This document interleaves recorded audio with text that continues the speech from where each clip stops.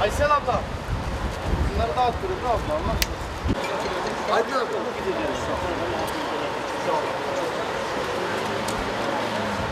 Yakılacak. Yakılacak. Evet.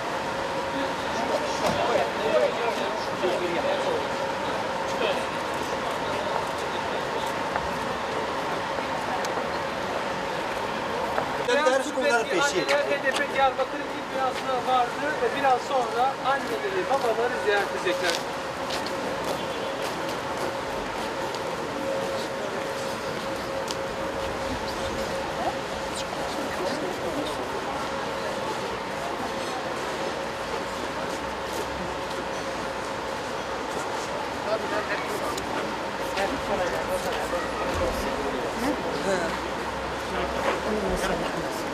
Var Mehmet. Hadi basıp Ali. Ağrı'dan dün akşam yola çıktılar ve şu anda da HDP binasının önünde PKK tarafından kaçırılan çocukların annelerinin yanındalar. Onların acılarını paylaşıyorlar. Hikayelerini biliyorlar.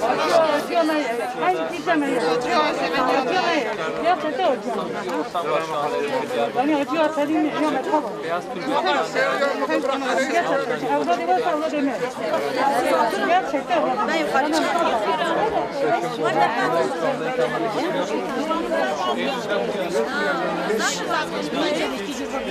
Daha haber alamıyorum. Ne geleceğim de ne gideceğim. Şimdi isteyeyim ama vermiyorlar. İnşallah. İnşallah. İnşallah. Senin evlatların benim evlatlarımdır Rabbi. İnşallah bizi bölmeyecekler. İnşallah Rabbi. Siz oradan geliyorsunuz. Neler söylemek istersiniz?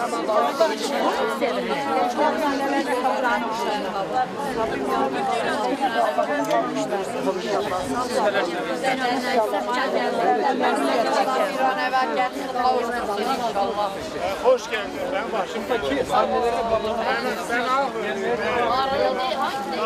Başçay'dan. Başçay'dan. Evet. Evet.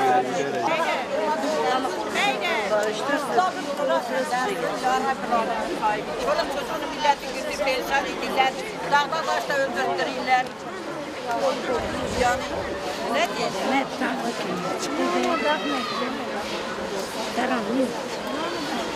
Amin.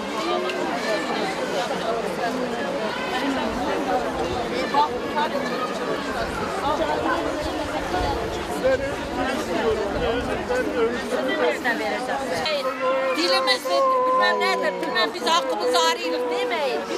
Çocuk kafasına girin, çocuklar gidiler dağa. Öyle yapmayın. Öyle yapmayın, öyle yapmayın. Diyarbakır'a Diyarbakır'a değil, Türkiye'nin her tarafına.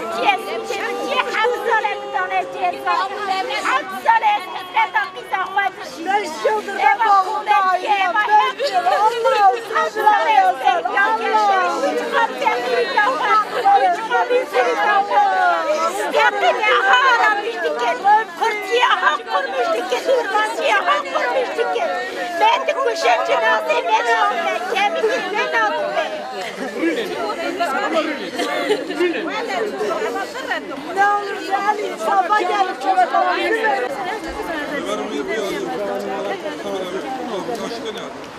Benim telefon çiçeğe var, telefon telefon İlahi bir uçum aşkı hasma, bir uçum aşkı nera ihanet dikir. Bir uçum kardeşin asas kardeş, vinelere hastane ve bir kubat ilgiye. Ezin çavaş de haskım, ezin çavaş. به ملت هاتنه سوادای که هاتنه ما آخری خلاص کردیم çok şükür امی برایش تمیز کرد خلاص کردم تبیرlik بین برابرlik بین inşallah izin خدای امردی اقدام بابا چه بشم خدای عدالت اکتی خنابان خدای بینه سر پاکیه خدای قبل گوتیا تمام ببینه بره حق تمام بیرlik برابرlik ببینه یک از وید بشم امریکا başka چه بشد ها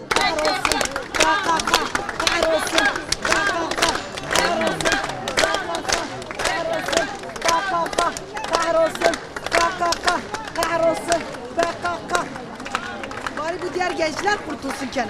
Kahrolsun, kahrolsun. Ben bu yardımcı zaten geçmişim hatun, bu ona hatun yardım edin ona. Bu hem hatun. Mürşid hazır. Mesaj bana var.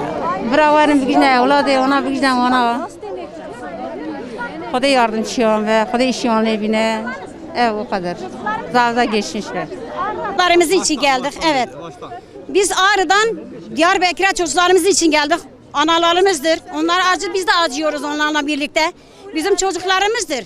Başka bir şey diyemiyoruz ki. Biz de yanıyoruz. Bizim çocuklarımız da polistir, öğretmendir, memurdur. Ne isteyeceğiz? Bu çocuklarımızdır bunlar. Bir şey istemiyoruz kimseden. Çocuklarımızı bir an görünsünler, gelsinler, döndürsünler. Sağ ol, teşekkür ederim.